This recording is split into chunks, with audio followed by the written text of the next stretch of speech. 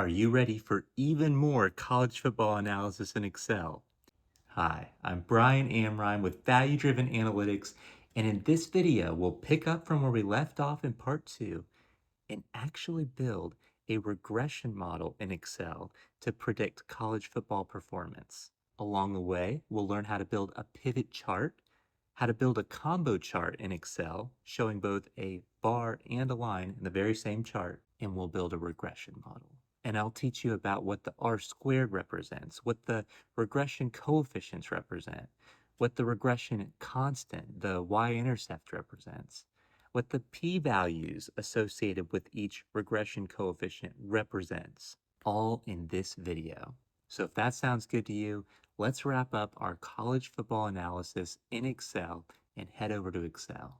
Sometimes if you build something like this in a dashboarding tool, it's neat to put conditional formatting bars that actually will show you how this looks from a visual perspective within a table. Now, there's something called a pivot chart that we could do. We can also just simply graph this. And so in order to insert a simple graph here, I'm going to highlight this column that we want to graph. I'll do a bar chart in this case. To try a regular bar chart.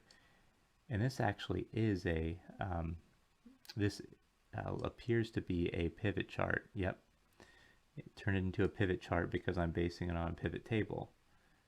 And I'm just wanting to check something. Okay, notice that the count of the season here is dominating the chart, and then you have the average of home team win, which is really the winning percentage, that the home team's winning percentage that just hardly even shows up on the graph. They're on the same axis here, so this is not a great graph right now. Let's change the chart type.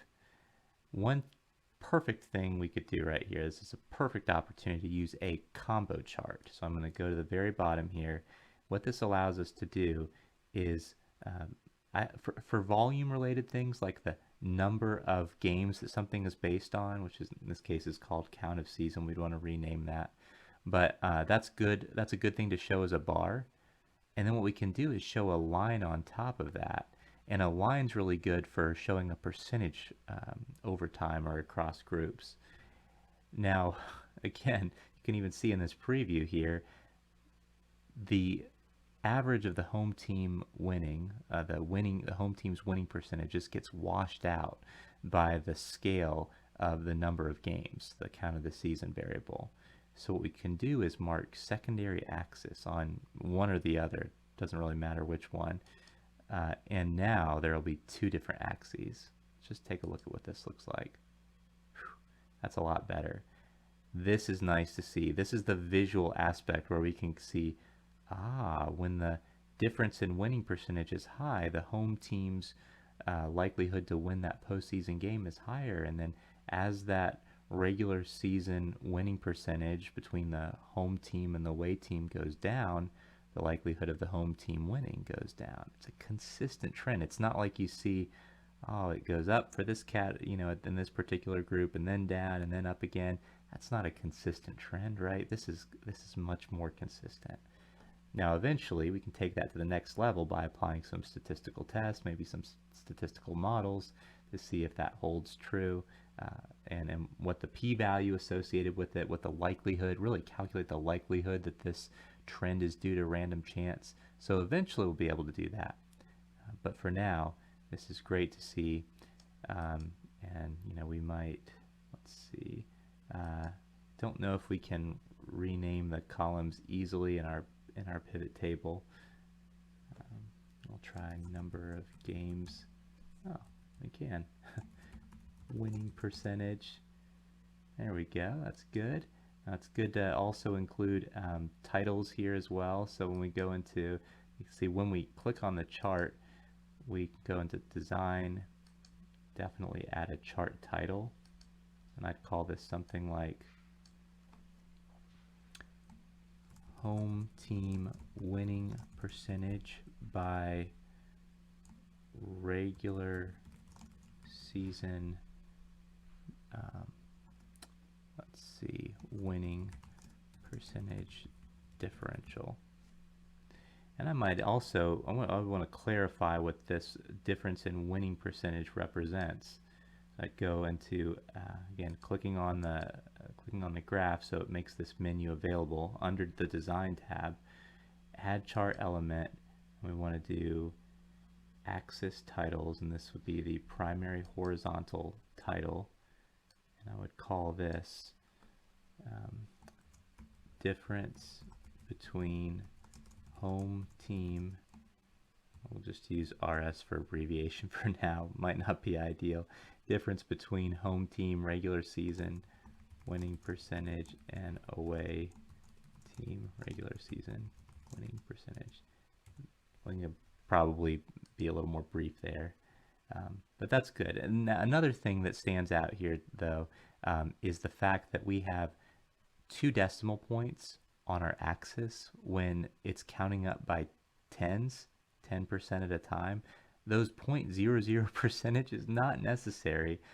This gets on a lot of folks' nerves when they see graphs like this. I've heard that before, so I will right click on this and I'll say Format Axis, and that'll bring up this menu on the side, and it will allow us to go to number option, percentage, and we'll want to remove the decimal points there. And we can also adjust if we wanted to have this go up to 100%, for instance.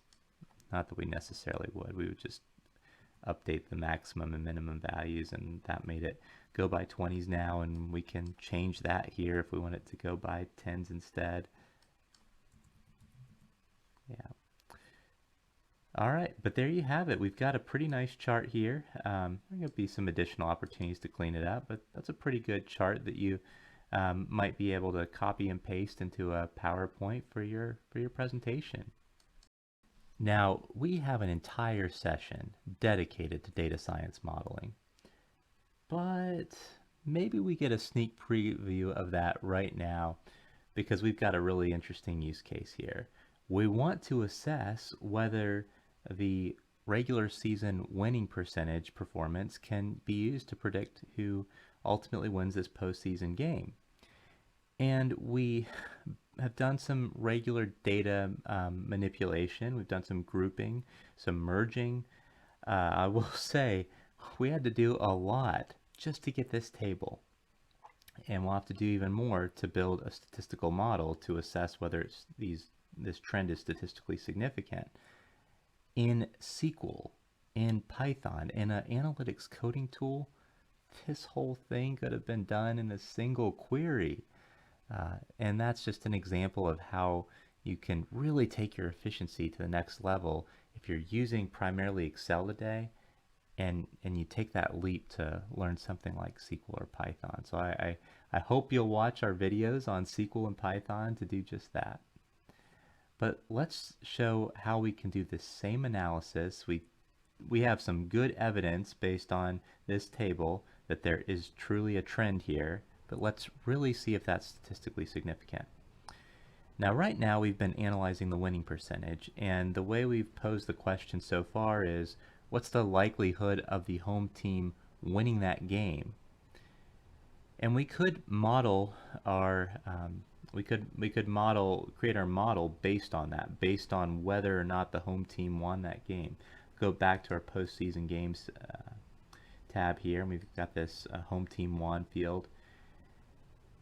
And if we were to do that, we would use something called logistic regression. It's a form of regression that is tailored toward binary indicator variables. They won or not, they bought or not. But there's also some downsides with logistic regression, mainly the independent variables, the coefficient that gets assigned to them. It's a little less intuitive. It's predicting the log odds, and so that coefficient assigned to it ends up being less intuitive. And in some cases, you can actually build a model on a binary indicator variable and use the more simple linear regression for it. And you might do that to get a more interpretable coefficient. That's especially okay or not as bad, I would say, compared to using logistic regression for a binary indicator variable if it's close to about a 50% ratio, 50% being 1, 50% being 0. It's not as bad to use linear regression in that scenario. You still ideally use logistic regression. It's not as big of an issue. Now, if you're dealing with a 1, 0 variable and it's the case that maybe it's a fraud use case and 99% of the time it's a 0 and 1% of the time it's a 1, you really need to use logistic regression in that case. You don't want to use linear regression. Don't even consider it in a situation like that. Just sign up some quick tools or quick rules for you when you're faced with a situation like that. But you use linear regression, generally it's recommended for a continuous, normally distributed variable. And actually, we could easily get a variable that is continuous and probably normally distributed as well by, instead of looking at whether the home team won or not, looking at what the point differential was between the home team and the away team in that postseason game. All right, so let's try that. I'll just go ahead and insert a new column. I don't think we've done this yet, insert a new column, but it works the same way as inserting a row. You just highlight the column that you want to insert that column before, right click, say insert, and we have a new column, and we'll call it home team point differential, and it will be equal to the home points minus away points. Easy enough. There we go. So all of these games were won, and so it's positive. Here's a game where the home team lost by 7 points, and so it's -7. Looks good. Now this is going to be more likely to be normally distributed. It's a continuous variable. It's not just a 1 or 0. So this is a pretty good use case for regression, for linear regression. And so we'll use that as our target variable in the model. And what we'll do is see if we can predict what the home team point differential is, if it's negative, if it's positive, with our difference in regular season winning percentage variable. We'll see if there's a correlation between these two, and if it's statistically significant or not. Now, another neat thing about looking at the home team point differential versus the home team won variable is this has more information. If a home team really blew it out of the water like they did in this game, beat the away team by a lot of points, then it's going to count for more than if they just barely squeaked by 2-point win here. This will count for more than a 2-point win. A 2-point win will basically be considered close to a tie compared to this 27-point win, and vice versa. So there's more information captured in a variable like home team point differential. And that may or may not be a good thing. I think in general that's probably good to have that more information. In some cases you could have some extreme outliers that talk about how to handle that again in our data science training eventually. But maybe you have a case where a team won by close to 100 points, and that game is just going to count a lot when we look at the relationship, and we may not want that to be the case. We may say, oh, that outlier is really driving our results more than we'd like it to. And when you just look at it from a 1-0 perspective, a close to 100-point win is considered a 1. Close to 100-point loss is considered a 0. It's considered the same as a 10-point loss. So it automatically kind of caps the impact of outliers when you look at it from an indicator variable perspective. So there's some pros and cons there. It really comes down to what you're trying to measure. Okay, well, we want to build a model in Excel. Now, by default, I don't think the regression option is available, although there could be some formulas for regression for calculating certain coefficients. But what we want to do is use a very easy to use regression function and regression option. And the way to do that is to turn on the analysis toolpath. That's the first thing we need to do. So let's go to the file menu up here, then go to options.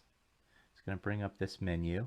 Or actually, you may not be able to see the menu on my screen, but what you should see is a menu pops up, and I want you to click add-ins next. And then you should see something, perhaps if you don't already have it, if you already have it installed, it should have a section that says Active Application Add-ins. And it will say Analysis Tool Pack below that. If that's the case, you should already be set up. But if it's not, look under Inactive Application Add-ins and go ahead and activate Analysis Tool Pack. All right, so we've got it activated here.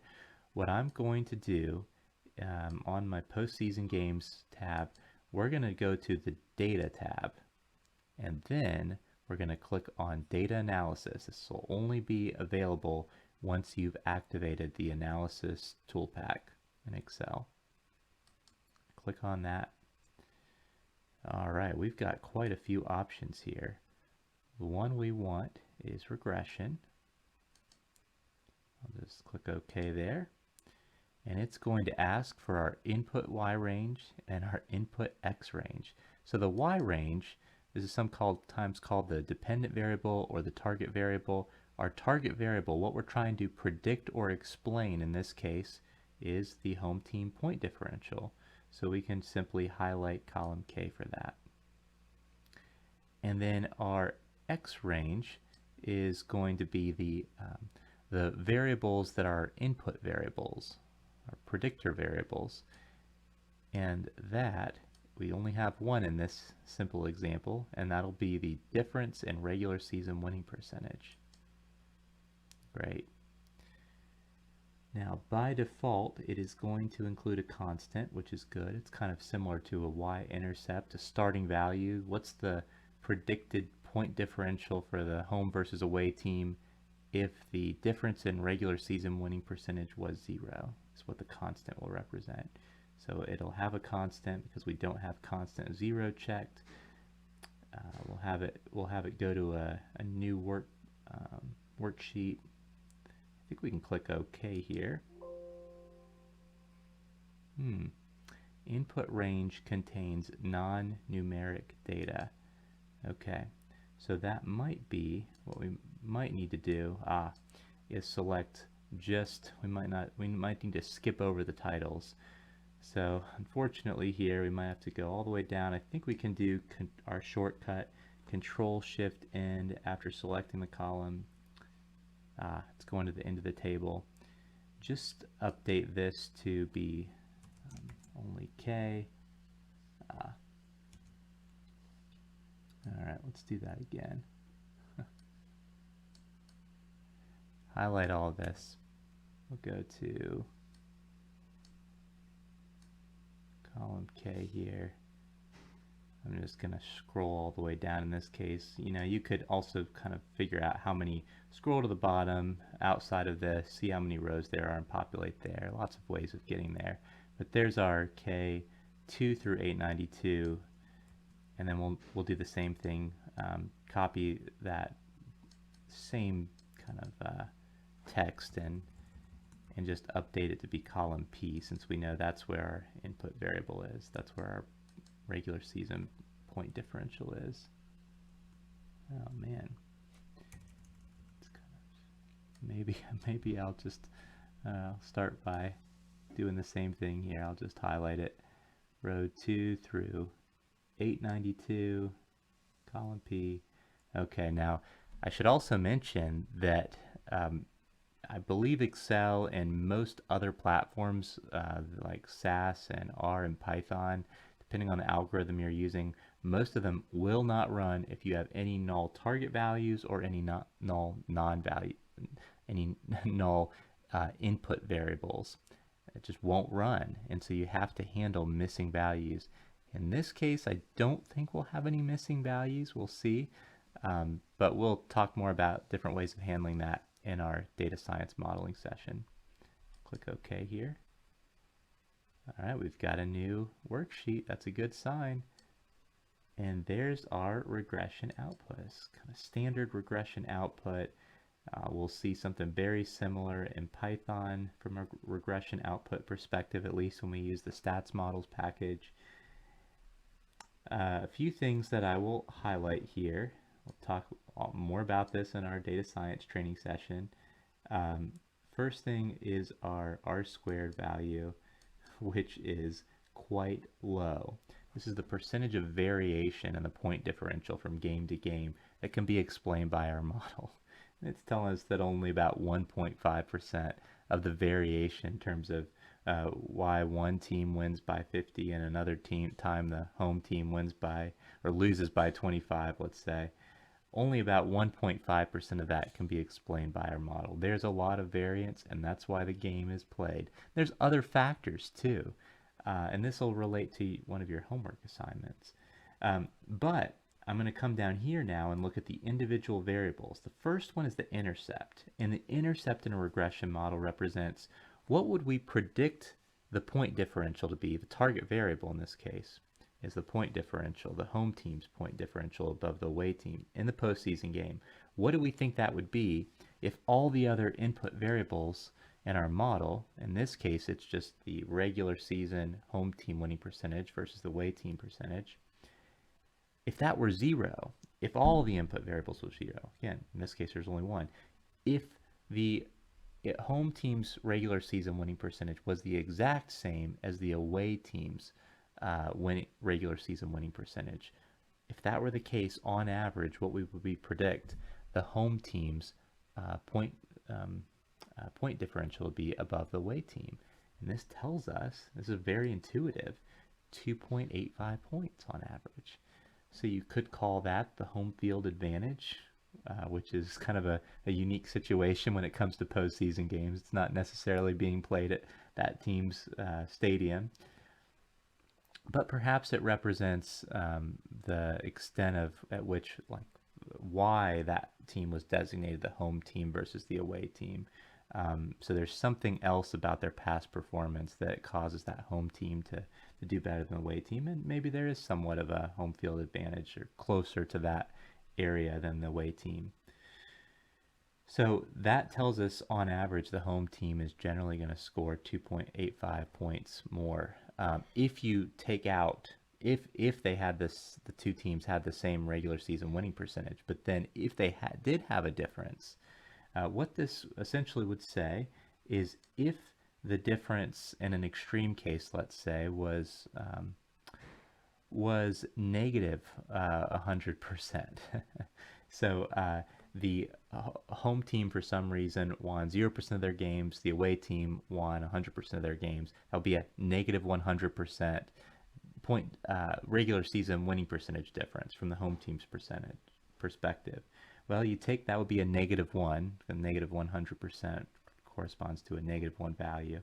You take that -1, multiply it by 16, that would be negative 16 points that we expect because of that large of a difference in regular season winning percentage. But it is the home team, so they'd still get this 2.85 points that we expect because they're the home team. We'd add those together and come out to maybe close to -13, -14 points differential expected for the home team. We'd expect them to lose going into that game by 13 or 14 points on average, just based on this simple model. On the other hand, if the home team had 100% regular season winning percentage and the away team's regular season winning percentage was 0%, again, the most extreme case, that'd be a difference of 100%, really a difference of 1 from an Excel perspective. So 1 times this coefficient 16 would say, okay, because of that regular season winning percentage differential, we expect a 16-point lead for the home team. And because they're the home team in general, we're going to add to that this 2.85. So by the time we do that, we're looking at, maybe 19 to 20 point advantage. We expect the home team to win by 19 or 20 points in that extreme situation when the home team did much better than the away team. And it's a very simple model, but hopefully that gives you a really high-level overview of what you can do with regression. Now, all right, one more thing that I should do before we move on. The whole point of building this regression model was not just to assess what the overall impact is, but this does a nice job of summarizing that, what the impact of these things are, being the home team, that regular season winning percentage differential is on average but then we also have this p-value, and this is a really low number. It's showing scientific notation here, which is like 0.000560 so a very small number, and even the p-value on it says x variable 1 here. We know that that represents the regular season winning percentage differential. Even that one is a really small number. What this represents is the likelihood that this coefficient was generated due to random chance, that there actually isn't a relationship there. And the likelihood of that being the case in this case is like 0.0001. It's really low. It's a very low likelihood that this was due to random chance, which means that it's very likely that there is a real trend here. It's truly the case that the home team, on average, has a higher likelihood of winning than the away team, and that the team that had the better regular season winning percentage has an advantage as well, that there's a relationship there between their regular season winning percentage differential and the team that wins the postseason game. But bringing it back, so we're very confident that those trends are true on average because of this low p-value.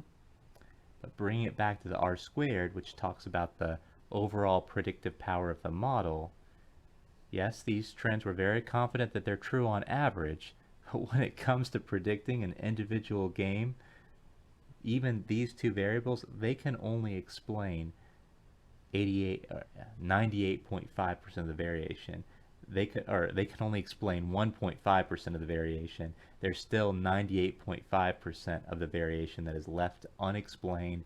And again, that's why the game is played. There's so many cases where the home team doesn't win, where the team that had the worst regular season winning percentage wins the game, that defy our model. There's plenty of cases that do that, and that's why this r-squared is so low. Hopefully you got something out of this. Hopefully this spurs some ideas for additional analysis to do. This is just one way you can take this data set. There's all kinds of other statistics and analysis and modeling to be done on a college football data set like this. If you like this video, I hope you'll consider liking it for me. And if you'd like to see more analytics, data science, and leadership training videos, please consider subscribing to the channel. Finally, if you have any questions on what we discussed today, please leave a comment and I'll try to respond to it as soon as possible. Thanks again for watching, and I'll see you in the next video.